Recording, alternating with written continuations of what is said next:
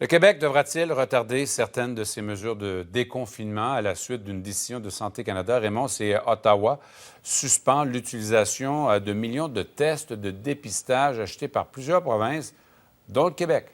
Oui, effectivement. Et c'est pas banal, Michel, parce qu'on le sait, les capacités accrues de dépistage du coronavirus, c'est une condition importante pour procéder au déconfinement. Le test Spartan a été approuvé au cours des dernières semaines par Santé Canada. Il doit permettre de détecter rapidement le coronavirus. Or, il s'avère moins efficace que prévu. Alors, Santé Canada a décidé de suspendre son utilisation. Le gouvernement Legault à Québec a acheté 200 000 de ces tests, 100 appareils également de diagnostic Spartan. Maintenant, Michel, la question a été posée ce matin à Justin Trudeau. Comment expliquer qu'on ait approuvé du côté fédéral un test qui aujourd'hui se voit réévalué? Mais M. Trudeau a expliqué que la pandémie pousse le gouvernement fédéral à procéder plus rapidement qu'à l'habitude. Quand on fait ça rapidement, on apprend aussi rapidement différents niveaux de succès ou de défis associés à certains processus, certains équipements. Et donc, on continue de réagir et de répondre. C'est ce à quoi les Canadiens s'attendent.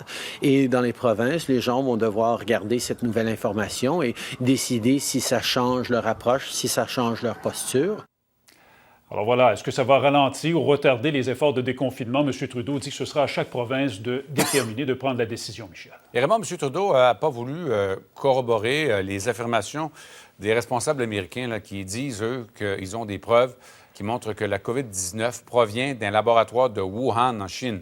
Exact. C'est ce qu'a affirmé un peu plus tôt aujourd'hui le secrétaire d'État américain, Mike Pompeo. Il a dit qu'il existe des preuves immenses, irréfutables, que c'est bien d'un laboratoire à Wuhan, en Chine, que le virus a commencé. C'est de là qu'il est sorti finalement. Alors, M. Trudeau, lui, de son côté, vous allez l'entendre, il dit qu'il est encore trop tôt pour tirer ce genre de conclusion.